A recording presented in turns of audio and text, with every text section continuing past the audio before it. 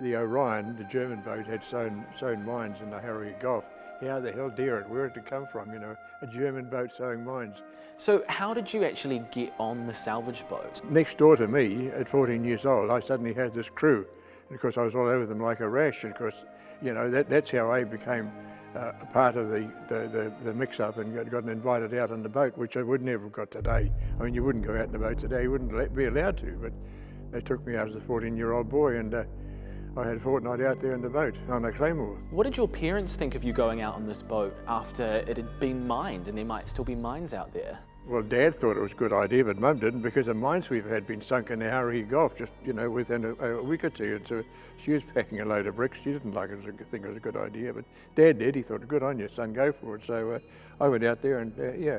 What do you remember from being out on the boat? When I was out there, in my fortnight, they didn't bring up any gold, but they brought up the strong room door. So the Niagara was fortunately lying on its side, so they were able to get to it, but they had to blow the Niagara apart to get into the strong room. And they'd been doing that for quite some time, but when they asked me to go out, I went out and they'd blown all the decks and stuff away, and they managed to get to the strong room, and they sent over a huge grab. It was great big, enormous teeth. Of course, that brought up the gold afterwards. But Diver Johnson told me that when they were bringing gold up, he was coming up in the bell alongside the grab, and he said he could see a bar slipping through the teeth that went past and flopped down. He grabbed for it like he hadn't barked his knuckles on the inside of the bell, so because he's inside a concrete cage, you know. What happened when the impact charge went off? Oh, that was an occasion, of course. I remember they had a huge rack, and it was packed with gelignite. That went down with the bell. When I say the bell, that was the Diver Johnson's bell.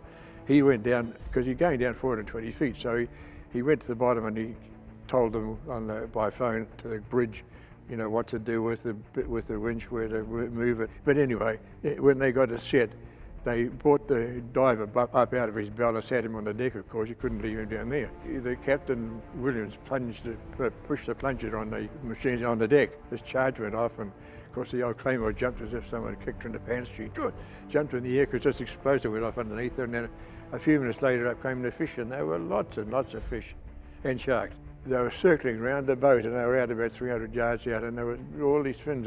When the charge went off and all the huge bubbles and all the rest of it carried on, all these sharks came rushing in, grabbing all these fish, and they were all floating to the surface in all directions. Fish everywhere. All the stunned fish? Yeah, stunned, yes. I remember seeing a big groper, or parpooker we call it up here, which would have been 5 foot long, and I remember this shark just came through, and just half it fell off when he took off with the other half. But the old cook had a long hunk of tea tree with a cup of number eight wine. You hook up the snapper here and snapper there. Oh, it was incredible. When they brought the gold back to the dock, what do you remember from that time? There was a carrying firm we had in those days called Runciman and Boyd. They had a truck there to take the gold off to the bank, and there was half a dozen guys standing around with 303 rifles, and that was in itself, that was, you know, by today's standards, that was pitiful. But though then, it was good. It was these guys standing there with their guns, and you know, but there was no thought of anybody robbing us. So we hadn't any, you know, we had no thought of a gang rushing in and picking up all our gold in front of all these people, all these men who were there.